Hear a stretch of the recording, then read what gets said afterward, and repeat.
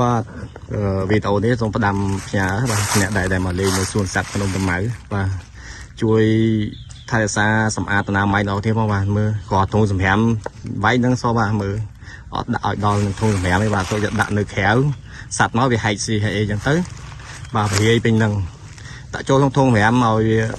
តាមបានត្រឹមត្រូវបាទព្រោះដើម្បីថែរក្សាបរិស្ថានរបស់គ្នានៅតំបន់ទេសចរបាទនេះគឺជាតំបន់ទេសចរ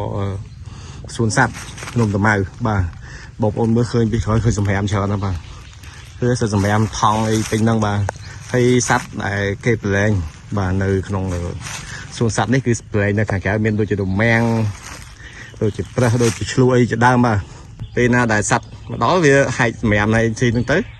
វាធ្វើឲ្យសុខភាពសត្វបាទវាប៉ះពាល់ដល់សុខភាពសត្វក៏ដូចជាប៉ះពាល់ដល់បរិស្ថានដែរបាទអញ្ចឹងសូមបងប្អូនដែលមកលេងទស្សនានៅឯសួនសត្វភ្នំតាម៉ៅនេះបាទកុំភ្លេចជួយសម្អាតហើយនឹងជួយ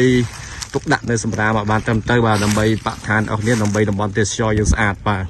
ហើយដើម្បីមួយទៀតគឺដើម្បីសត្វព្រៃសត្វតែនៅសួនសត្វនេះគឺវាតែនៅក្រៅគឺវាតែងតាចូលមកហែកនៅថងហែកអីនឹងស៊ីទៅបាទអញ្ចឹងសូមជួយថែសារ